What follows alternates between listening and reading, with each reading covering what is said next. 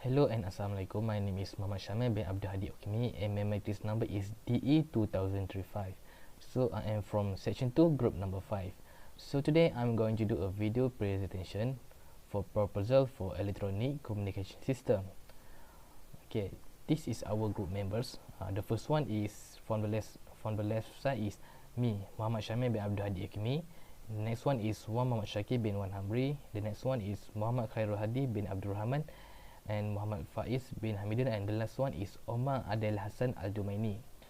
Okay, let's get to the introduction. Frequency modulation FM is used in many applications from broadcasting to communication and offers several advantages over other methods. Next, while changing the amplitude of a radio signal is the most obvious method to modulate, it is by no means the only way, and frequency modulation is another technique that can be used. The last one is by changing the frequency of a signal to give frequency modulation or FM, which has many advantages, and it used for broadcasting and radio communication, especially above frequency of around 30 MHz. And then as a part of this problem-based learning or PBL assignment, we are required to build a separate set of Arduino FM transmitter and receiver system that can transmit and receive signal using FM radio frequency band. The Arduino transmitter system should be able to transmit audio signal use the unoccupied available FM radio frequency. Next, I will pass to my friend. Assalamualaikum and good morning. My name is Muhammad Khairul Hadi bin Abdul Rahman. My matrix number is CE200067. Today, I will explain about filter table on our project. Okay, first, for fact, build separate of FM transmitter and receiver system using signal FM radio frequency band. For next, the idea, preview the details of original audio signal before and after of the signal FM signal. For the learning issues, we learn how to transmit audio signal using the unoccupied available FM radio frequencies. For action plan, we must find the information of original audio signal and separate FM signal on many resources like internet. Next, for the second, propose a design PCB. For the ideas, we preview the best software to design PCB in internet. For the new issues, what is the best software that easy to design PCB for our project? For action plan, we make a research of the best software that suitable for design our PCB. For the third one, FM radio reception are weak signal and interference. For the ideas, we must establish the signal. For the new issues, we need to learn how to supply signal of FM radio and interference noise. For action plan, we find the information on how to stabilize signal of FM radio and interference noise on the internet. For the last one, we completely report project within timeline. For the ideas, the tasks have been given among group members.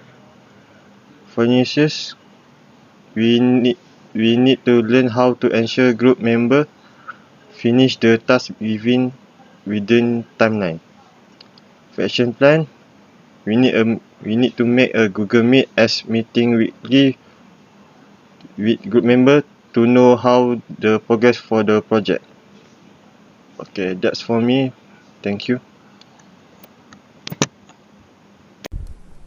Assalamualaikum warahmatullahi wabarakatuh. Okay, in this report, I'm gonna explain about the flowchart in the part of methodology. Okay, let's look at the method now.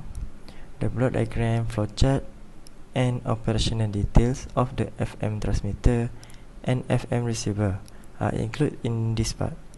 Then, we will see and understand the flowchart from this part. As shown in the flowchart, the digital input, there is a start, and then the digital input is called directly after start in order to receive a binary signal sent from an industrial sensor and convert it into a reliable logic signal. Next, DAC will then be used to transform the digital input signal into the analog output signal. After that, the transmitter then works to create radio wave to broadcast or send data using an antenna before making a call to a receiver. Besides that, the decision process is also used in this flowchart to choose the 88 MHz to 108 MHz signal.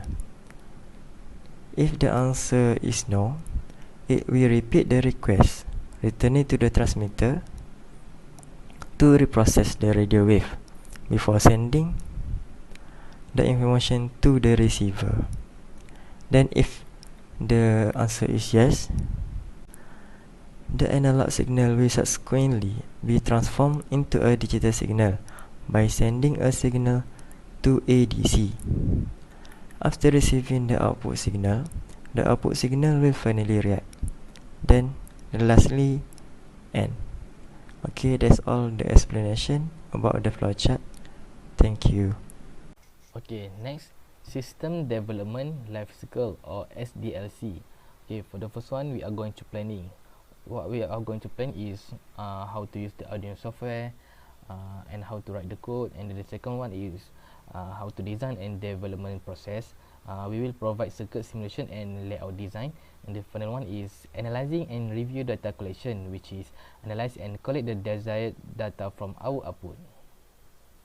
That's all from me. Thank you.